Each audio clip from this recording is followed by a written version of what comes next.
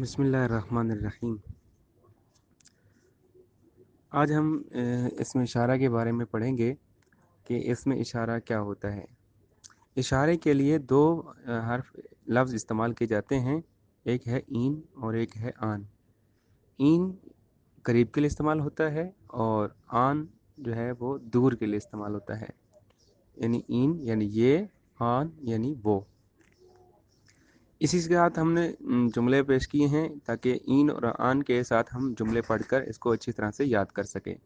مثلاً یہ کتاب ہے، یہ کتاب ہے کا جملہ کیسے بنائیں گے؟ این کتاب است۔ یہ کاپی ہے، این دفتر است۔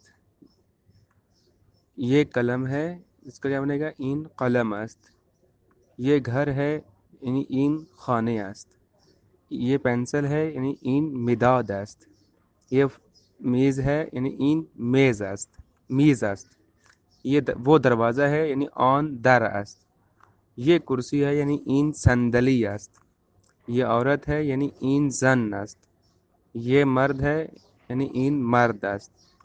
وہ دروازہ ہے اور یہ کھڑکی ہے، آن در است و این پنجره است۔ پنجرے۔ یہ استاد ہے اور وہ شاگرد ہے، این معلم است و آن شاگرد است۔ فارسی یہ کتاب ہے، یعنی آن کتاب است دفتر نیست۔ وہ کتاب ہے، کاپی نہیں ہے۔ اور اسی طرح سے آن کتاب حامد است، وہ حامد کی کتاب ہے۔ تو یہاں پر ہم نے سمجھایا ہے کہ این اور آن کے ساتھ ہم نے کس طرح سے جملوں کو استعمال کرنا ہے۔ کچھ نئے الفاظ بھی آئے ہیں، ان کے ساتھ ترجمہ بھی لکھا ہوا ہے انشاءاللہ۔ ان سب 12 تقریباً جملے 14 جملوں کو آپ نے پڑھ کر سنائیں اور ان کو یاد بھی کریں تاکہ آپ کو آسانی ہو جائے۔ اور اس کے علاوہ جتنے الفاظ معنی ہوں ان کو این اور آن کے ساتھ جو ہے آپ استعمال کریں جملوں میں۔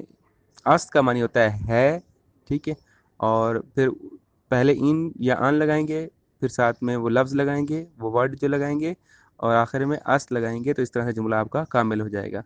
تو اس طرح اس پوری درس کو آپ حل کریں انشاءاللہ۔ جو سوال ہو ضرور پوچھیں اور اس کی تمرین کریں اور پڑھ کر سنائیں۔